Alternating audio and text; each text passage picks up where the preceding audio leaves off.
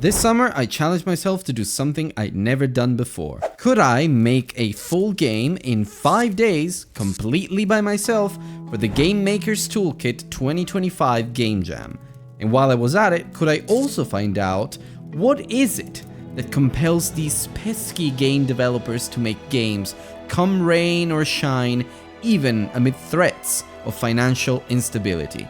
Well, yeah, the video title kind of spoils it, doesn't it? I did it, yay! But you may want to stay with me for just a little longer, because what I learned in my 5 sleep-deprived days is something I'm convinced every game dev feels sooner or later. And it may just prove why these amazing people love to move silly characters on screen for us so much. So cozy up around the fire, my dears, because you're about to hear the story of how a madman with not enough free time decided to have even less for a week. How that led him to making a silly little game about breaking out of corporate routines, and how he somehow made it to the top 10% of a massive global competition. Yeah, that one remains a mystery to me too, I guess. I'm Anthony L. Wolf. Welcome to the Indie Diarist.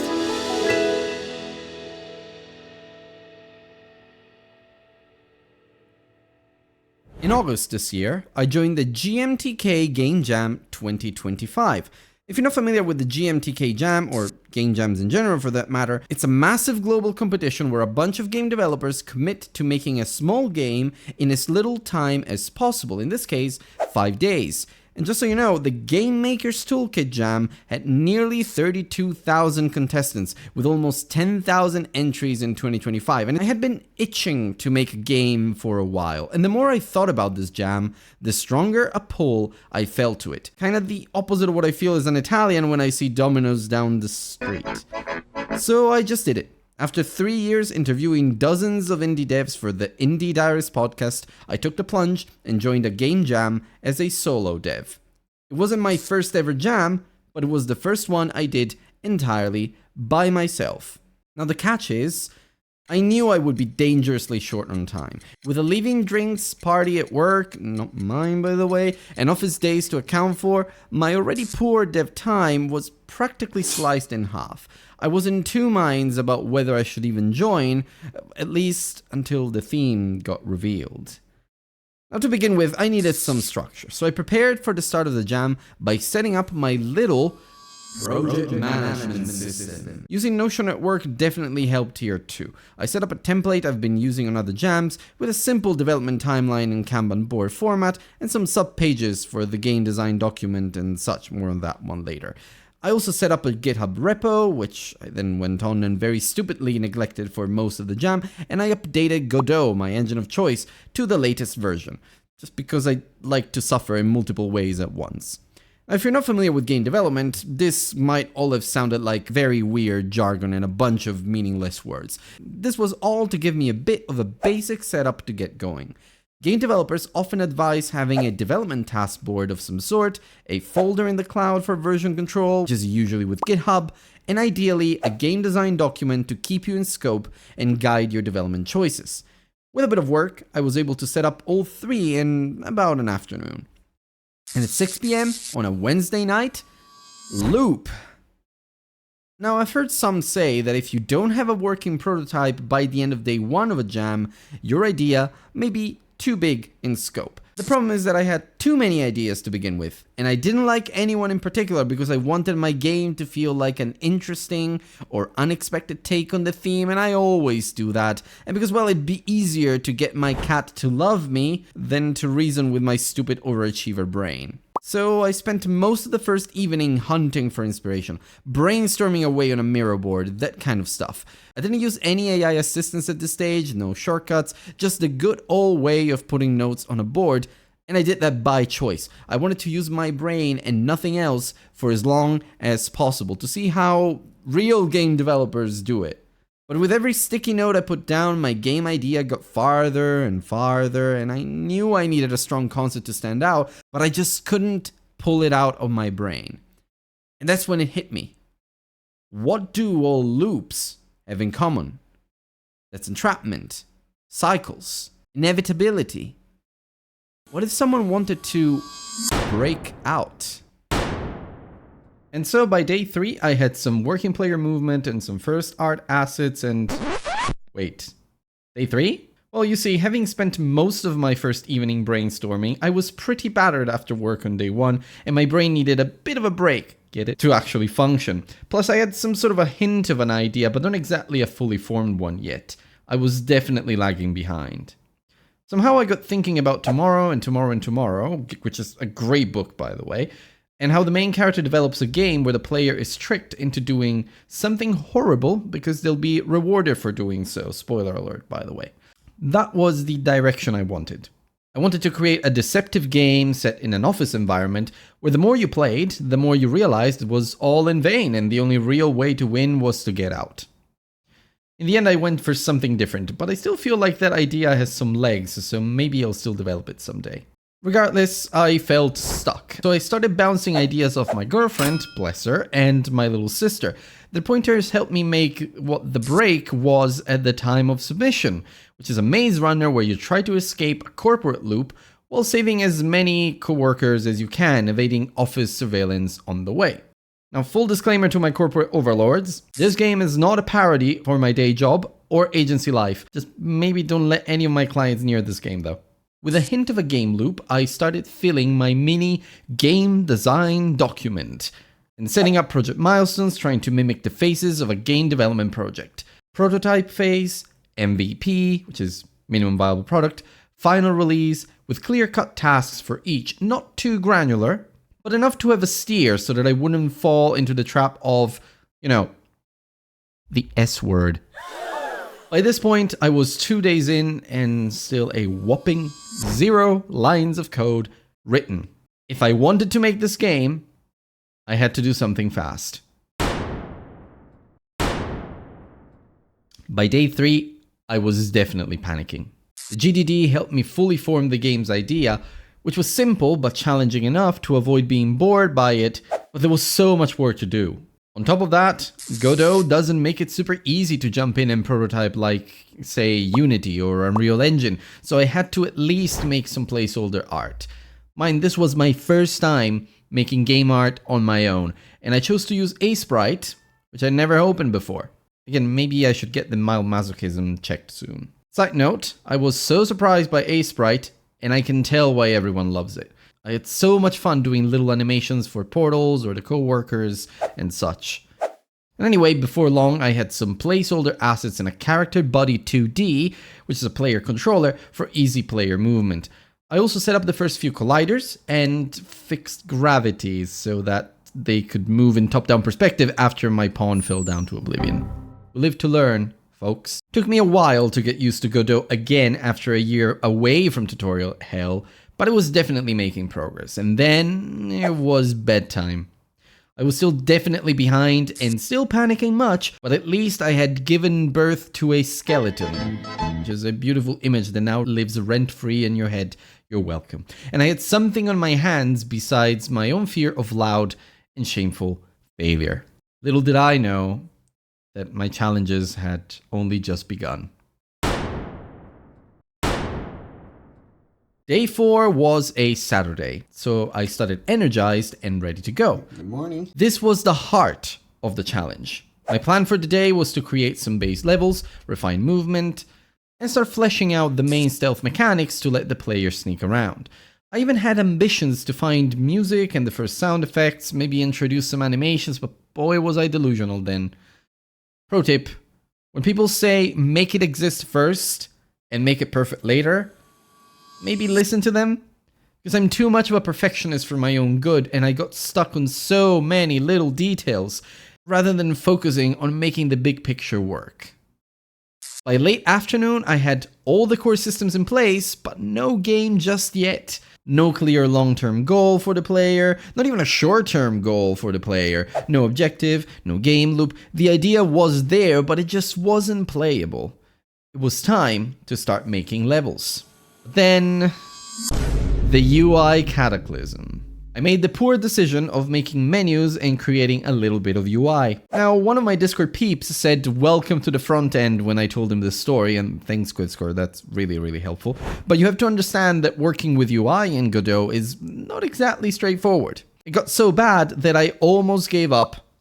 The fonts looked horrible. The panels were ugly. The pause menu wasn't working. What was I even doing?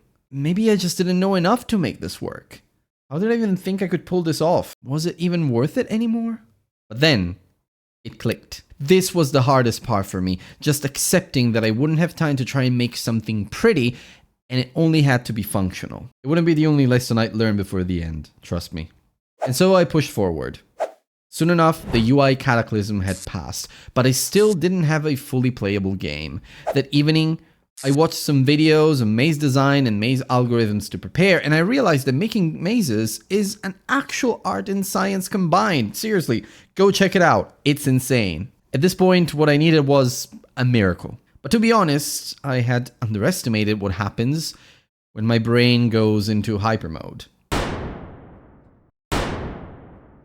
On Sunday morning, I had about 8 hours to finish off the game loop and expand my game into actual playable levels before submission. Fortunately, I had a clear plan. Notion kept me accountable, so slowly but surely, things came together. It's great. It's amazing. I love it. I'm just, it's incredible. Yeah. There are maybe some bugs too I run out, but this is the game. Okay. My wonky little maze from day one was paling in comparison to the ones I was making now.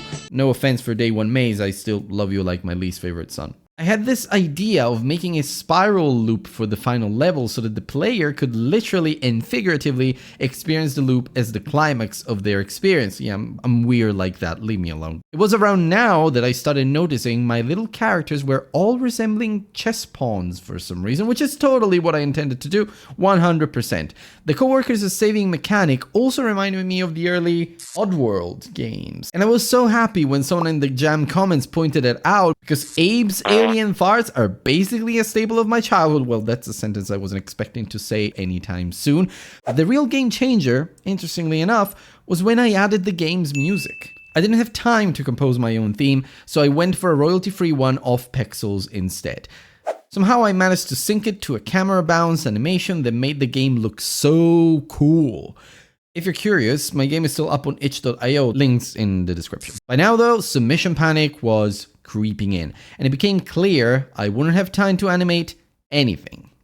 After putting on some finishing touches, fixing bugs, and refining mechanics, I really didn't have much time left. But at least after adding music, refining controls, creating levels, adjusting colliders, triple checking my absolutely necessary state machines, the game was complete. It was okay.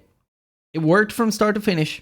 That was good enough, and what really mattered was that it felt so fun and crazy to run around the little maze finding coworkers. I kept testing it by just dragging my mouse around and seeing my little chess pieces interact, and I almost felt proud of myself for one little tiny afternoon. Then about 30 minutes before the deadline, I finally hit submit, but I had a bitter taste in my mouth. If only I could. Well, luck was on my side because itch's servers began to creak under the weight of the submissions, so GameMaker's Toolkit announced a 1-hour extension.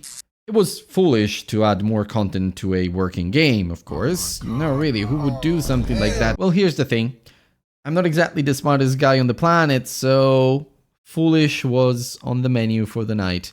I've never worked this fast all my life. With the main game done, I focused entirely on the assets for 1 full hour. And that's when my brain went into hyper mode. I added detail to the main character and the idle co-workers. I remembered all those tutorials about color theory and came up with a color palette that felt corporate but punchy enough, with some contrast here and there. I tried to apply it to the scenario as much as possible, but the biggest change was turning that ugly orange floor into an actual room. Now it felt much more similar to an office. I didn't have time to do character animations, but this already felt like a massive step up. It was enough. I trusted my computer and I exported everything. I had a build uploaded on my itch page, but I needed to replace it with the new one. 2 minutes before the final for real deadline, I exported the project. 1 minute and I had uploaded everything, and then I hit save with just mere seconds left on the clock. At last, the jam was done. Okay. I need a shower, but it's done. The game is ready. It's live on itch. It works. start to finish. I've already had some comments too from a couple people saying they liked it, they enjoyed the take on the theme and such. And honestly, I feel like at the end, in that last hour, I was able to just do a lot of stuff that was absolutely crazy. That rush in the last hour, it was incredible, and I made it. Now I need to get my pizza and just rest. I had so much fun, and I learned so much. I guess I'll do it again. Scores and comments poured in pretty soon. The first few said coworkers kept getting stuck, but all in all, the game was enjoyable and the music was a bop, a word that I never heard before, by the way. It was also so fun to run around after the first camera bounce. And in the end, the game ranked in the Jam's top 1000 for both audio and enjoyment, essentially the top 10% of all submissions, and also in the top third for creativity, artwork, and narrative. Was I happy? You can bet I was. This was my first ever jam as a solo developer. My first time trying to design a game entirely from scratch and essentially on my own, managing my own timelines and expectations. There was a bit of crunch, but it was so fun all the same. And it forced me to see games under a completely different light. I learned so much about the power of seeing my own character move on screen and seeing your own ideas come to life in a game. And though I now cringe at most of my lines of code from back in summer, I definitely feel like I built something I have to be proud of. Though that didn't get my cat any closer to loving me, I can tell you that. But I also learned how important it is to know when to stop. In the end, the break was about 80% of what my initial idea had set out to be. But people didn't seem to mind because they were having so much fun with it. And I had so much fun too myself. The end-to-end process of making games was basically a new thing for me, from coming up with ideas and mechanics to making my own art and seeing it move on screen after, well, quite some fiddling. But I get it now. There's nothing quite like the feeling of making something fun that other people will enjoy. I guess my more than 80 guests on the Indie Diarist are onto something. Game development is pure magic. Even with all the love I already feel for the sector, this experience made me develop some newfound respect for these amazing people, working on their dream games day in, day out, often without breaks, and in their already poor free time. All because they dare to dream that one day, someone will play their game, and they will be changed by it. Which is dangerous for my own sanity because it means I will definitely want to make more games soon. And the break may not become my first huge commercial game, but it is something I look at with a smile, weird and wonky as it is. And for the next one, who knows? Though maybe I should take a few days off work next time. If you want to try the break, it's on itch and you'll find a link in the description. You can also stick around for the Indie Diarist podcast, where I interview dozens of game developers every year with episodes every 2 weeks, or for my weekly streams here on YouTube. And if you're looking for a growing community of players and game developers, which may or may not host its own jam in the future, maybe join the Indie Diarist Discord. Just don't get scared when you see that one very weirdly named channel. You can find links to all of this in the description of the video. And obviously, the easiest way to support me is just by hitting that subscribe button. If you enjoyed this video and if you would like to see more like this, that's the easiest way to make sure I keep going. Thanks to my Patreon, Peleg, for supporting all the silly stuff I do. Truly, man, this video literally wouldn't exist without you. Until next time, guys, I'll speak to you in the next episode of the Indie Diarist.